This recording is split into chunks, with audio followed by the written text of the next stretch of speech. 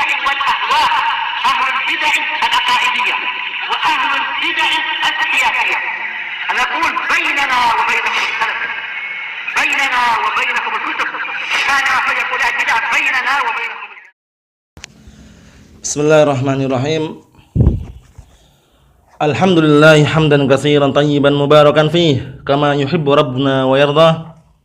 Asyhadu an la ilaha illallah wahdahu la syarikalah wa asyhadu anna Muhammadan 'abduhu wa rasuluh la nabiyya ba'dah. Kita lanjutkan pembahasan berikutnya. Naam, masih mengenai daripada syarah ayat yang disampaikan oleh Al-Imam Al-Mujaddid Abu Abdullah.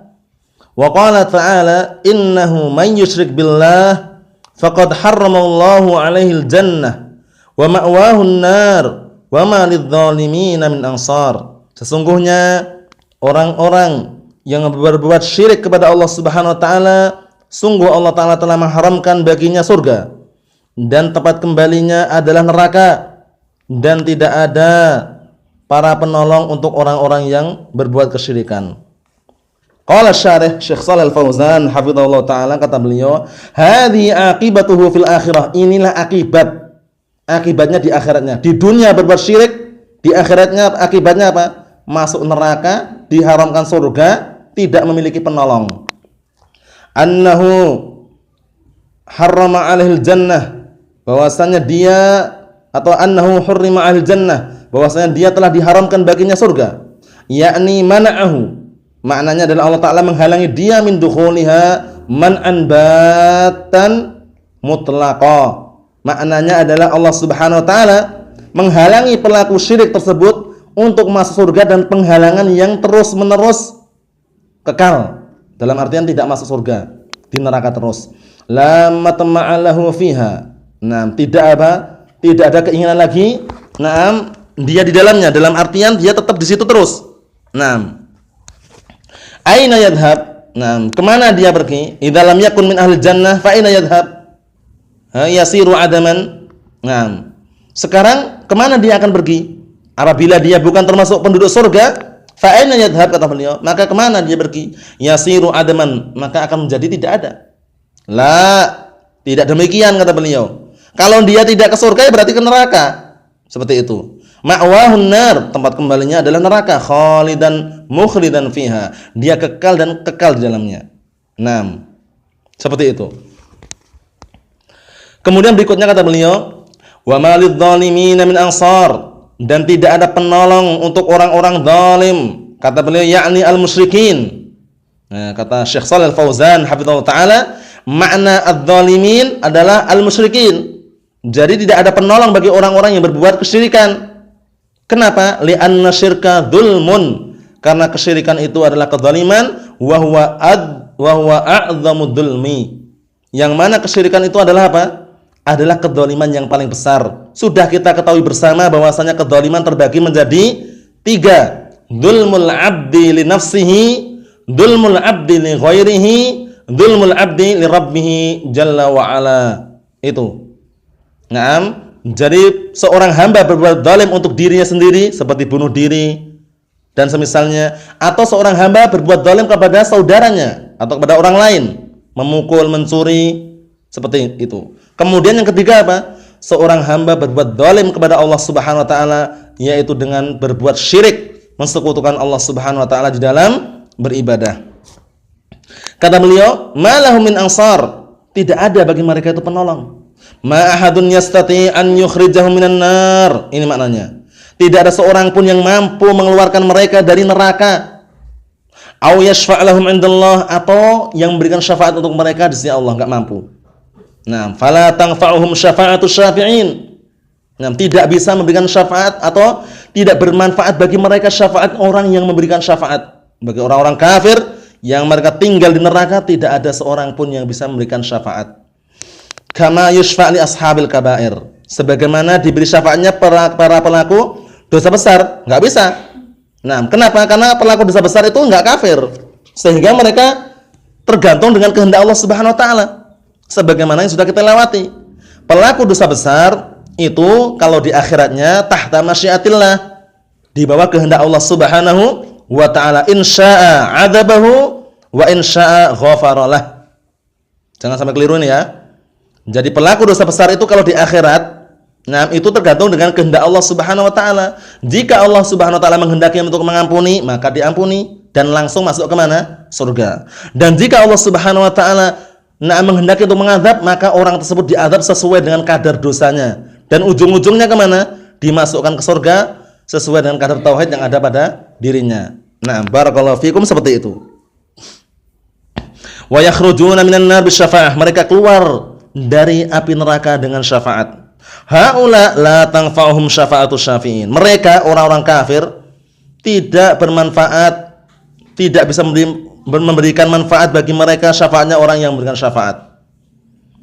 Adapun di sana ada iskal ya. Ada iskal yang sering kita dengar. Sekarang pamannya Rasulullah itu siapa? Abu Thalib, Abdul Manaf. Itu kenapa Rasulullah bisa memberikan syafaat? Katanya orang kafir tidak dapat syafaat. Itu pamannya kok malah dapat syafaat katanya. Kita katakan syafaat Rasulullah yang diberikan kepada pamannya bukan untuk mengentaskan dari neraka, bukan. Tapi untuk memperingan. Jadi para ulama menyebutkan syafaatnya Rasulullah kepada Abu Thalib itu syafa'atun litakhfif. Syafa'atun litakhfif. Pemberi syafaat untuk memperingan azabnya Abu Thalib saja. Adapun keluar dari neraka, keluar enggak Abu Thalib? Abu Thalib keluar dari neraka atau tidak? Tidak keluar, tetap kekal di dalamnya. Tapi dapat keringanan yaitu dia mendapatkan azab api neraka yang paling ringan. Berdiri di atas bara api hingga otaknya mendidih, naudzubillah. Rasulullah mengatakan laula ana, kalau seandainya bukan sebab aku atau bukan syafaatku yang Allah Ta'ala berikan kepadanya, lakana fid darkil asfali minan nar. Bayangkan nih. Kalau seandainya bukan karena aku, bukan karena syafaatku, kata Rasulullah, niscaya pamanku itu berada di kerak api neraka yang paling bawah. Nah, bayangkan, hati-hati ya. Karena kerak api neraka yang paling bawah, berapa jaraknya? 70 tahun, sab'una kharifa, 70 tahun. Batu yang dijatuhkan dari atas mulut neraka itu sampai ke bawah, sampai ke daratannya itu, dasarannya 70 tahun. Na'udzubillah. Nah, kemudian berikutnya kata beliau, wa malidh dhalimin ay al-musyrikin. Dan tidak ada bagi orang-orang zalim, maksudnya orang-orang musyrikin, min hamimi wala syafi' yuta. Tidak ada penolong, tidak ada yang bisa menjaga, tidak ada yang bisa memberikan syafaat yuta yang ditaati, enggak ada. Al-musyrik la tuqbal fihi syafa'ah. Orang musyrik tidak diterima syafaatnya. Wal iyadu billah, dan perlindungan itu hanya kepada Allah Subhanahu wa taala. Wa ma'wahun nar, kata beliau, ma'wahu yakni maqarruh. Tempat tinggalnya di neraka. Wa bi'satil ma'wa, sejelek-jelek tempat tinggal, naudzubillah. Laisa lahu ma'wa ghairuha. Laisa lahu ma'wa ghairuha. Dia tidak memiliki tempat tinggal kecuali itu. Kecuali apa? Neraka tadi. Abadal abad, selama-lamanya. Fadhanbun hadza khatruhu wa hadhihi aqibatuhu. Maka dosa syirik inilah bahayanya dan inilah akibatnya. Hal yajuzu nam tajahalah wa adamu ma'rifati. Apakah boleh sekarang tajahalah, pura-pura bodoh, wa adamu ma'rifatihi wa adamu tahdhir minhu? Apakah sekarang setelah melihat bahaya yang seperti itu, akibatnya seperti itu, menghantarkan pelakunya kepada neraka, apakah boleh sekarang orang itu pura-pura bodoh, tidak mau mengetahui, tidak mau memperingatkan kesyirikan darinya? Wa yuqal utrukun nas. Syubhatnya mereka nih ya, biarkan manusia itu, biarkan aja. Utrukul kuburin, biarkan orang-orang penyembah kuburan, biarkan aja itu. Wa ubadul adrihah, dan para penyembah bangunan-bangunan itu biarkan aja. Watruku kullaman indahu riddah. Utruku, tinggalkanlah, biarkanlah orang yang dia memiliki murtad atau dia murtad, biarkan aja, enggak usah diurusin, biarkan. Ini kata mereka ya. Madama annahu yad'al Islam fahuwa muslim, naudzubillah. Ini syubhatnya mereka. Jadi biarkan orang-orang menyembah kuburan, biarkan orang menyembah bangunan-bangunan, biarkan orang mau murtad, silahkan, terserah, biarkan. Selama dia masih ngaku Islam berarti muslim. Nah, luas sekali ya.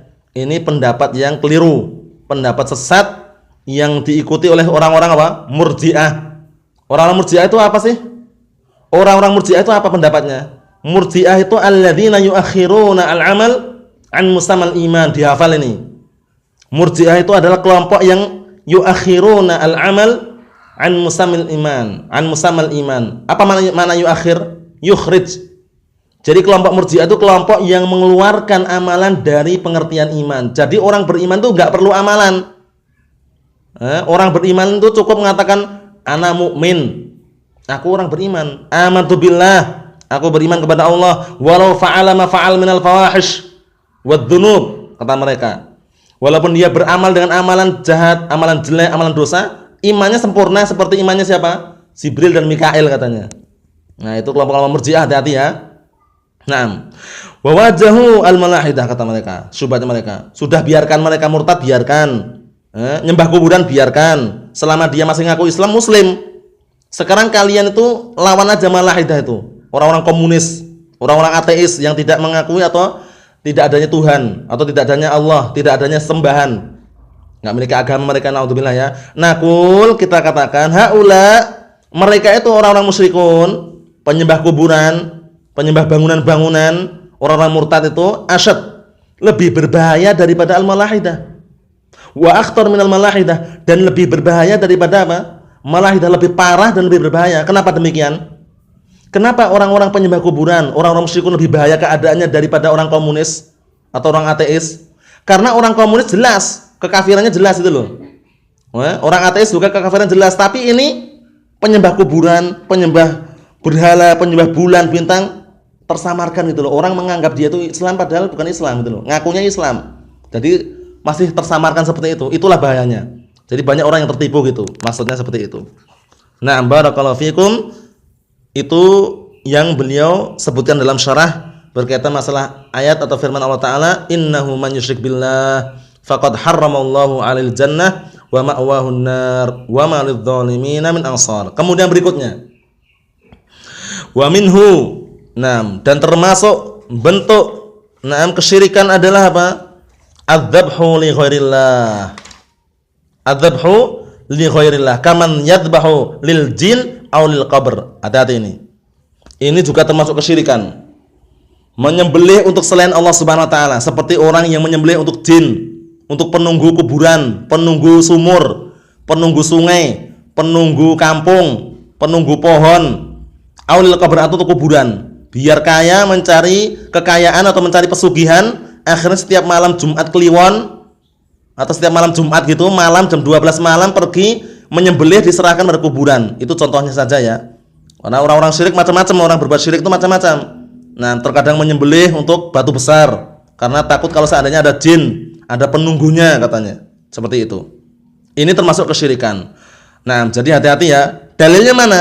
Kalau kita menyembelih hanya untuk Allah Ta'ala, sesembelihan kita, hidup kita, mati kita, salat kita untuk Allah Ta'ala, dalilnya adalah firman Allah Subhanahu wa taala, "Qul inna salati wa nusuki wa mahyaya wa mamati lillahi rabbil alamin. La syarikalah wa bidzalika umirtu wa ana awwalul muslimin." Itu dalilnya ya.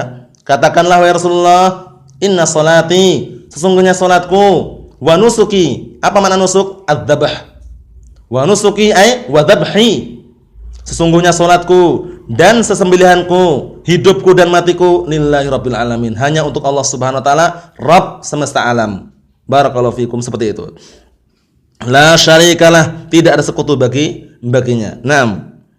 Barakallahu fikum. Qala syarih Syekh Shalih Al-Fauzan hafizahullah taala, kata beliau, Asy-Syaikh rahimahullah, itu Syekh Muhammad bin Abdul Wahhab rahimahullah taala, dzakara hadzal mitsal, beliau menyebutkan contoh ini li'annahu waqi', karena memang sudah terjadi gitu loh. Jadi perkara seperti ini, perhatikan ya, perkara menyembelih untuk selain Allah Ta'ala, untuk kuburan, untuk jin, ini sudah terjadi di zamannya beliau, zamannya Syekh Muhammad bin Abdul Wahhab. Wa yatasahal an-nas fih, dan bahkan manusia itu bermudah-mudahan dalam masalah ini, tidak menganggap itu perkara yang besar, padahal perkara yang besar, bahaya, bisa mengeluarkan dari keislaman. Wa yadbahuna li ghairillah, dan mereka menyembelih untuk selain Allah. Wa yadbahuna lil jin ittiqa'an syarrihim. Perhatikan ini. Mereka menyembelih sesembelihan untuk jin dalam rangka berjaga-jaga atau menjaga diri dari kejelekan mereka. Naudzubillah. Nah, naudzubillah ya. Kita diperintahkan dengan doa-doa, malah ini malah nyembelih. Nyembelih sapi atau menyembelih kerbau, menyembelih kelinci, kadang kelinci sebelih diserahkan juga untuk mereka. Sama juga syirik. Sekarang kalau contohnya dia menyembelih lalat. Menyembelih seekor lalat disembelih itu enggak tahu bisa atau enggak, disembelih kemudian serahkan mereka. Syirik juga. Nah, jadi semuanya itu tidak mengubah hakikatnya. Paham? Perbedaan kesyirikan itu tidak mengubah hakikatnya. Intinya diserahkan kepada siapa sembelihan tersebut? Kalau diserahkan kepada selain Allah, maka itu adalah kesyirikan. Walaupun yang sembelih itu adalah seekor lalat itu. Nah, wa yadbahuna lahum min ajlil ilaj wasyifa. Perhatikan ini. Mereka menyembelih sembelihan tersebut untuk mereka, untuk jin dalam rangka untuk ilaj, berobat, wasyifa, dan juga berobat. Sakit parah bertahun-tahun enggak sembuh, malah ditambahi apa? Menyembelih sapi akhirnya serahkan untuk jin biar hilang sakitnya. Ini semuanya adalah kesyirikan. Nauzubillah. Yatasahalun nas fi hadza. Manusia bermudah-mudahan di dalam masalah ini. Wa huwa katsirul wuqu'. Padahal perbuatan seperti ini banyak yang terjatuh. Ma'annahu syirkun akbar. Padahal ini adalah syirik akbar, syirik yang besar yang menghapuskan semua amalan, yukhrij minal millah, yang bisa mengeluarkan dari agama Islam. Nauzubillah ya. Wa ma huwa sahlun, ini bukan perkara yang mudah. Jangan dianggap sepele seperti ini. Nah, tapi sekarang kita boleh enggak menyembelih sembelihan, menyembelih ayam atau menyembelih kambing untuk tamu? Ya, untuk menjamu tamu, ada tamu datang kemudian kita sembelih ayam untuknya gitu. Boleh atau tidak? Itu enggak masalah.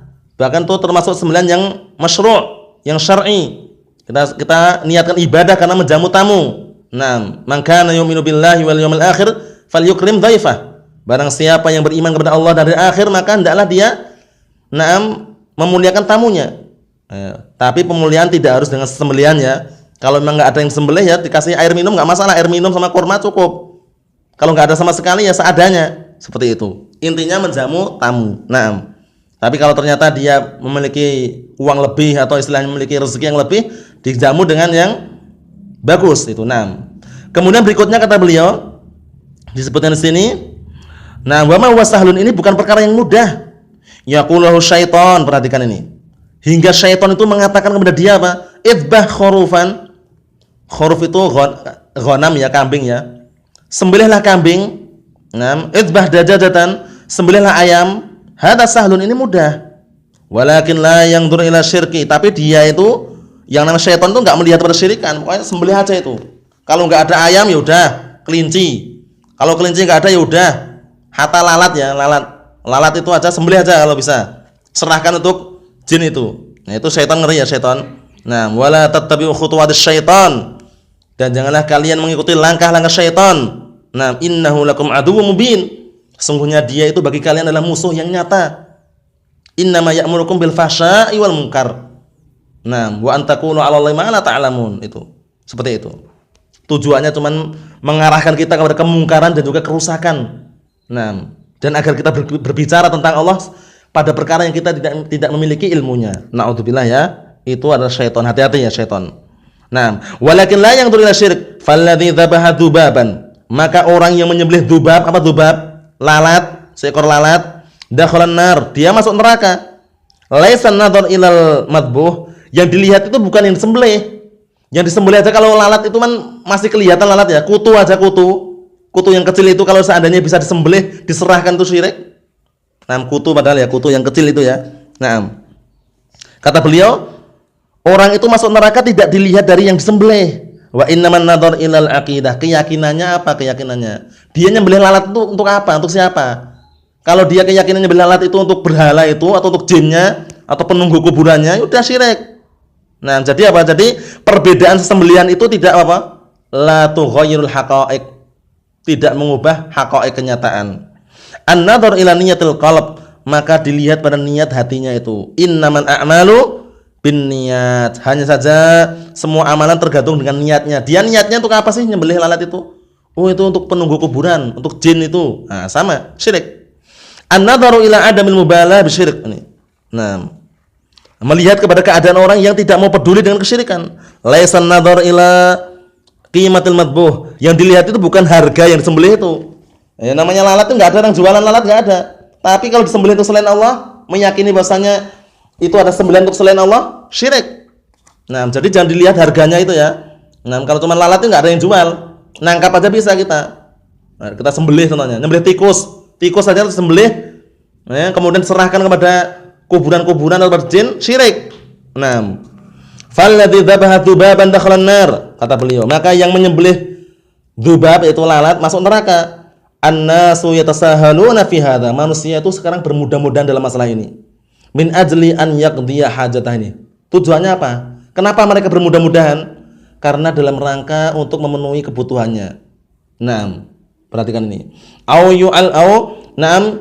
Yu'limahu syai'al ghaib, atau dalam rangka untuk biar dikasih tahu tentang keadaan yang ghaib. Contohnya dia uangnya dicuri, dia untuk mengetahui siapa sih yang mencuri, datang ke dukun, dukunnya mengatakan syaratnya kamu harus menyembelih seekor lalat contohnya.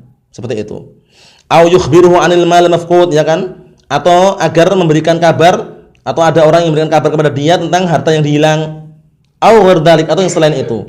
Minal umuril lati yas'aluhu anha, dari perkara-perkara yang dia itu meminta darinya.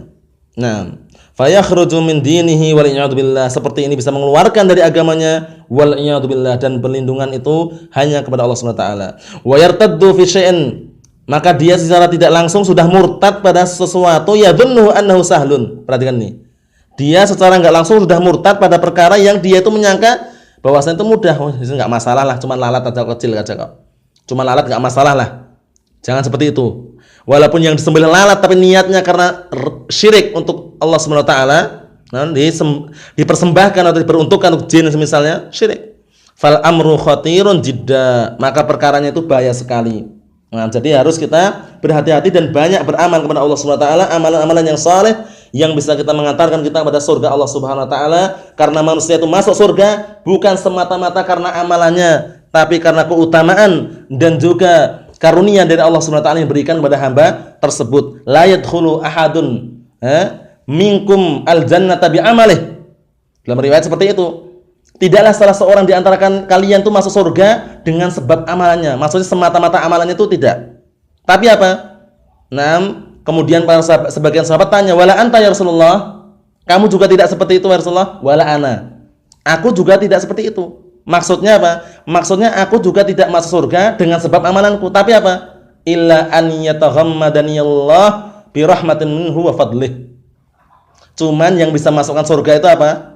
Karunia Allah Ta'ala yang diberikan kepadaku berupa keutamaan dan juga kasih sayangnya. Jadi yang bisa masukkan kita dalam surga, itu semata-mata karena apa? Karunia dari Allah Subhanahu wa taala, berupa keutamaan dan juga kasih sayang yang diberikan kepada kita. Adapun amalan itu sekedar dorongan atau sekedar sebab yang harus kita lakukan, itu amalan kebaikan untuk mendapatkan rahmat Allah Subhanahu wa ta'ala. Barakallahu fikum. Adapun berikutnya pembatal keislaman yang kedua, insyaallah taala kita baca pada pertemuan yang selanjutnya biidznillah taala. Subhanaka Allahumma wa bihamdik asyhadu an la ilaha illa anta astaghfiruka wa atubu ilaik. Walhamdulillahirabbil alamin.